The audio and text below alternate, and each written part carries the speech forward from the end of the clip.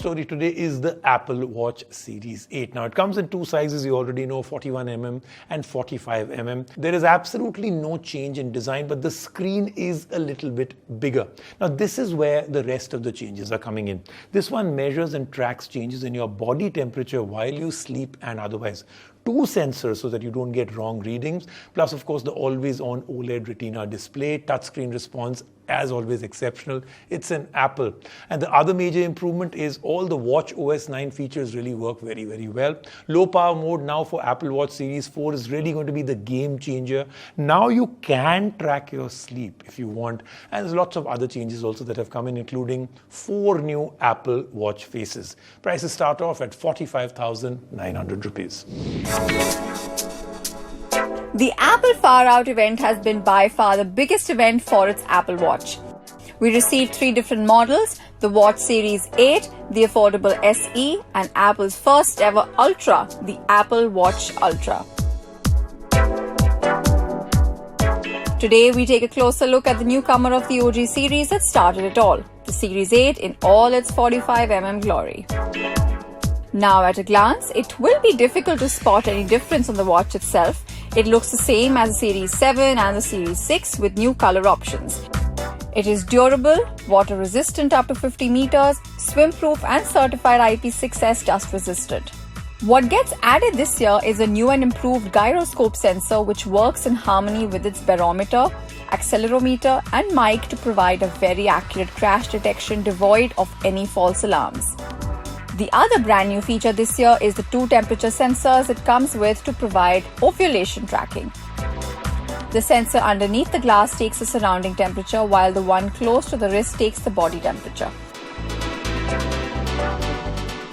The contrast of the two helps the watch record accurate temperature data.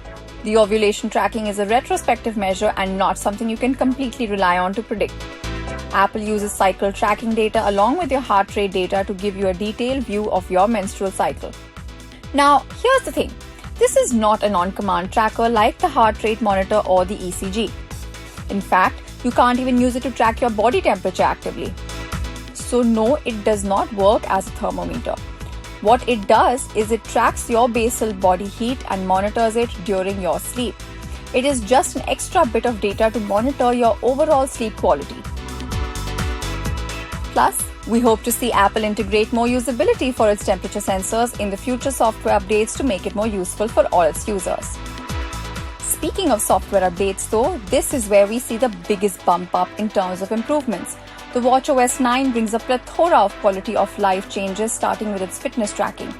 The watch can now track heart rate zones during workouts to point out the intensity of the workout and cooling down. This also lets set certain workout goals based on your intensity of daily improvements. Take running for example. When running the same routes or laps, the watch will now be able to track your personal best and run times, helping you improve your performance.